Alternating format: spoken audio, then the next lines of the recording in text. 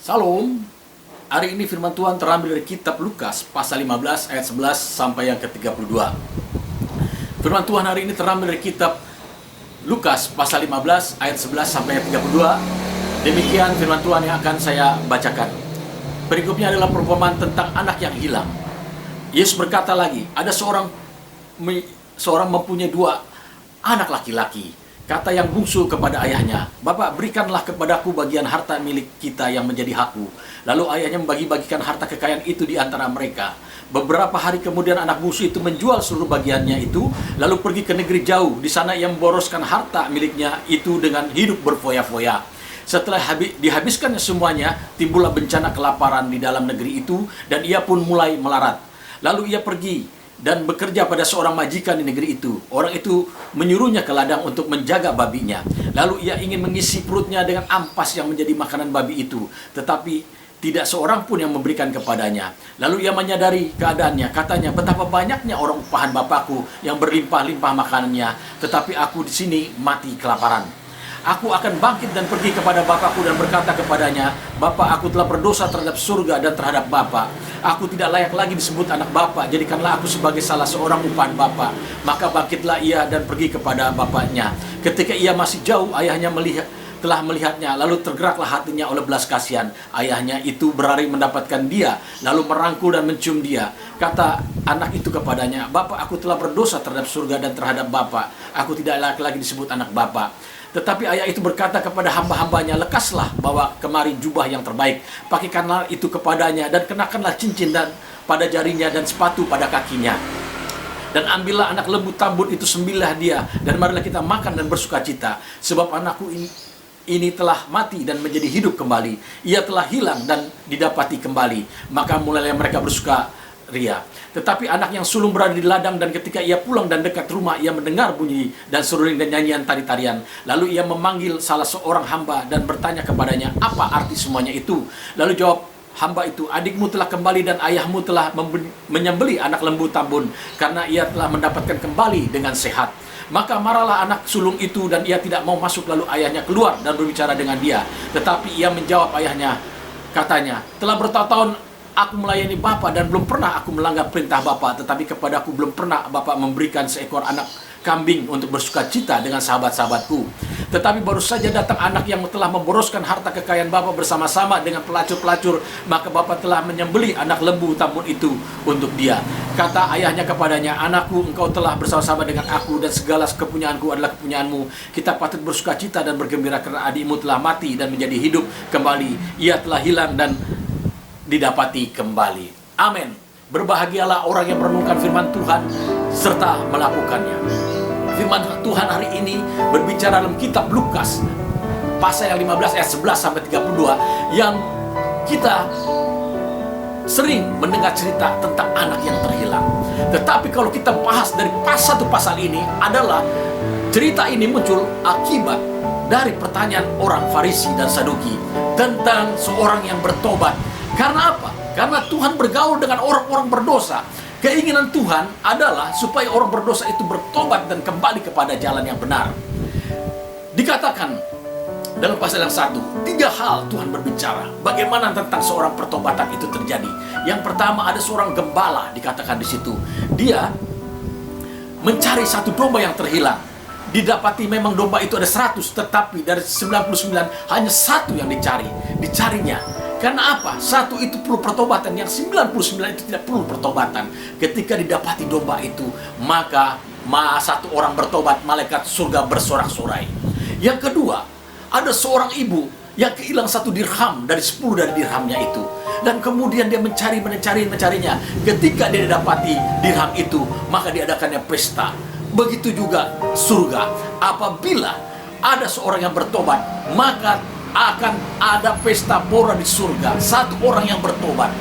Mari kita masuk dalam perihal anak yang terhilang ini.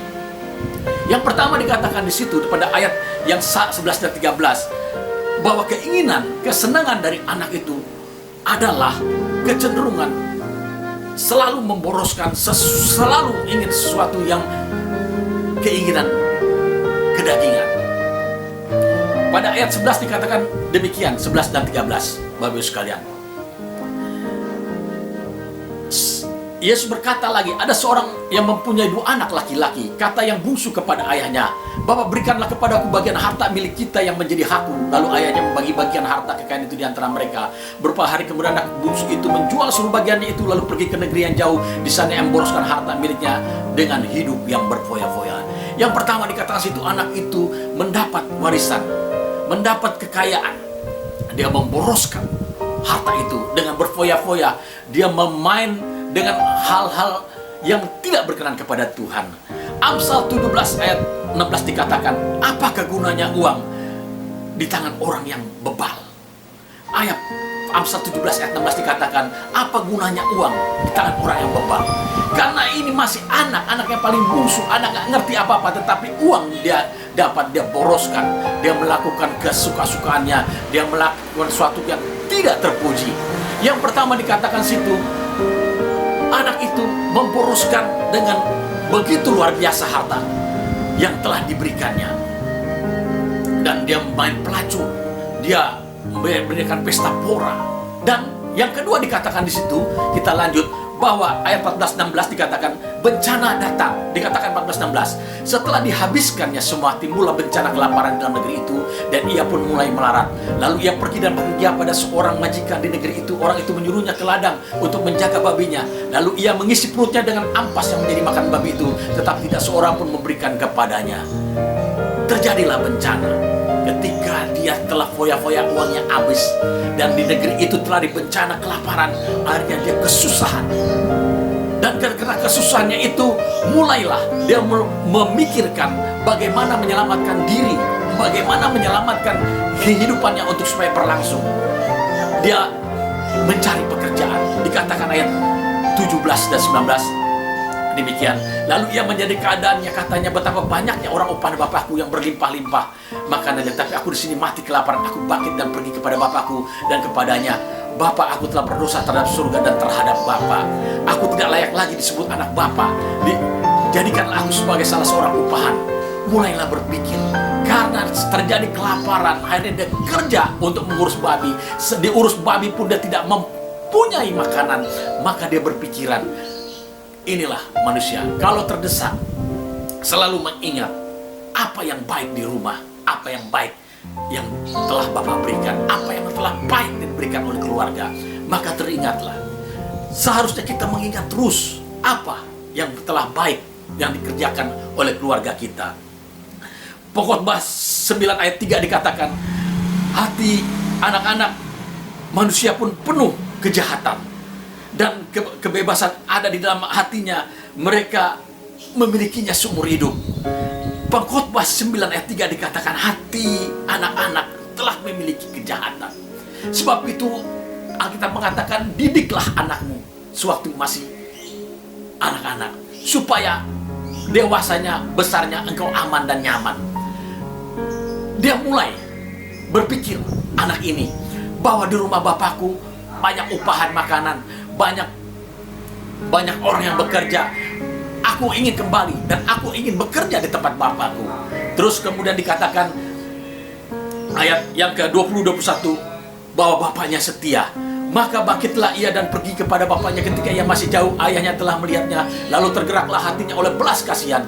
Ayahnya itu berlari mendapatkan dia, lalu merangkul dia dan mencium dia. Kata anak itu kepadanya, Bapak, aku telah berdosa terhadap surga dan terhadap Bapak. Aku tidak layak lagi disebut anak Bapak. Tetapi ayah itu berkata kepada hamba-hamba, lekaslah, bawa kemari jubah yang terbaik, pakaikanlah itu kepadanya, dan kenakanlah cincin pada jarinya dan sepatu pada kakinya, dan ambil anak lembu tambun, sembelih dia, dan marilah kita makan dan bersuka cita, sebab anakku telah hidup, telah mati dan hidup menjadi hidup kembali, ia telah hilang dan didapati kembali. Inilah 3 hal yang Bapak selalu ingat. Yang pertama, dia meneropong kapan kita harus kembali, kapan kita harus bertobat, kapan kita harus mengakui segala dosa kita, kapan kita harus berserah kepada Dia. Yang pertama, Bapa, Allah Bapa adalah Maha Tahu. Dia menantikan anak yang terhilang ini. Dia menantikan kita, kapan kita akan kembali, kapan kita bertobat, kapan kita menyesali di sini akan kesalahan kita, dia yang kita telah melakukan kejahatan. Yang kedua, Bapa dikatakan, Bapak ini berlari Ketika melihat anak ini, dia berlari. Yang pertama dia meneropong sampai anak itu datang muncul dan dia berlari. Dia berlari dan mengejar anak. Yang kedua ini dikatakan dia berlari dan mengejar. Dia memeluknya, merangkul. Sedangkan anak itu baunya luar biasa. Kenapa? Bajunya di kandang babi udah pasti kotor. Bajunya udah pasti bau. Dia tidak pernah mandi. Dia berjalan dan kemudian dirangkul oleh bapak ini. Dipeluknya begitu mesra. Bapak ini gak peduli bahwa kita bau, kotor, segala macam. Bapak surgawi memeluk kita dengan erat. Ketika kita datang kepada dia. Yang ketiga dikatakan apa? Diubah baju kita. Baju kita diubah, diberikan baju yang baru. Rasul Paulus mengatakan, hidup kita ini akan diubah dalam sekejap. Dan kita akan melepaskan kemah yang di bumi ini. Dan kita akan diberikan kemah yang baru, tubuh yang baru, yaitu tubuh Kristus. Bapak Ibu sekalian, dalam Yohanes 17:7 dikatakan, Yesus mengatakan, inilah hidup yang kekal, yaitu bahwa Yesus mengenal, kita harus mengenal Yesus dan mengenal Bapa. Maka kita akan diubahkan. Sebab 2000 tahun yang lalu kita telah ditebus oleh darah Kristus di bukit Golgota. Kesalahan kita telah ditebus oleh Dia dengan bukan barang yang fana, tetapi barang yang mahal, dengan tubuh Kristus. Yang kedua dikatakan tadi bahwa Bapa merangkul, dan yang ketiga Bapa merubah baju kita. Yang keempat, perkara yang empat, Bapak mengadakan pesta yang luar biasa karena anak yang terhilang ini telah kembali. Begitu juga kita akan hidup yang kekal bersama dengan Bapa. Kita akan mengadakan pesta yang besar di surga karena Bapa akan mengadakan pesta yang sangat luar biasa terhadap anak-anak yang hilang. Demikianlah firman Tuhan pada hari ini. Kiranya memberkati kita sekalian. Marilah kita berdoa. Bapa dalam surga, terima kasih untuk firman-Mu bahwa anak yang terhilang itu telah melakukan satu kesalahan, tetapi Engkau tidak pernah menyerah untuk mencari kami. Seperti domba-domba yang terhilang, Engkau mencari kami. Seperti dirham yang terhilang, Engkau mencari kami. Dan setelah kami kembali, Engkau melihat kami dari jauh. Ketika kami menyesal, Engkau memeluk kami. Ketika kami datang kepadamu, Engkau mengubah baju kami, Engkau mengubah kehidupan kami menjadi yang baru, dan Engkau membawa kami ke dalam pesta kerajaan-Mu yang besar. Bapa dalam surga, terima kasih untuk firman-Mu yang indah dan luar biasa pada hari ini. Bapa dalam surga, begitu juga pada hari ini kalau ada yang sakit, beban masalah pergumulan hidup, beban kepicikan hidup, beban pergumulan rumah tangga dan pemburuan pelayanan, maka dalam nama Yesus firman berkata, mintalah akan diberi, ketuk pintu akan dibukakan, cari akan mendapatkan. Maka firman Tuhan yang berkata, marilah kepadaku yang letih seru berberat, aku akan berikan kelegaanku, memberikan kelegaan. Maka di dalam nama Yesus, segala penyakit, kanker lever, segala penyakit tumor, segala penyakit apapun juga, sakit jantung, penyakit apapun, dalam nama Yesus hari ini kau sembuh. Dalam nama Yesus engkau sembuh. Terima kasih untuk kesembuhan oleh bilur-bilur Yesus. Terima kasih untuk pergumulan beban persoalan yang telah dibukakan jalan kelepasan, kelegaan, dan damai sejahtera. Bahwa berkati hamba-hamba Tuhan, para pendeta, gembala sidang, para misionaris, guru agama Kristen, Protestan, Pentakosta, Katolik. Berkati Tuhan para pastor, berkati gereja-gereja di seluruh Indonesia. Biarlah Tuhan gereja bertumbuh di Indonesia semakin meluas, dan Injil diberitakan bahwa firman berkata dari Yerusalem, Yudea, Samaria sampai ke ujung dunia, bahwa setiap lutut bertelut, setiap lidah mengaku Yesus Tuhan bagi kemuliaan Bapa di surga. Bagi mula segala puji, hormat, dan syukur di dalam nama Tuhan Yesus kami berdoa minta syukur. Haleluya. Amin. Tuhan memberkati.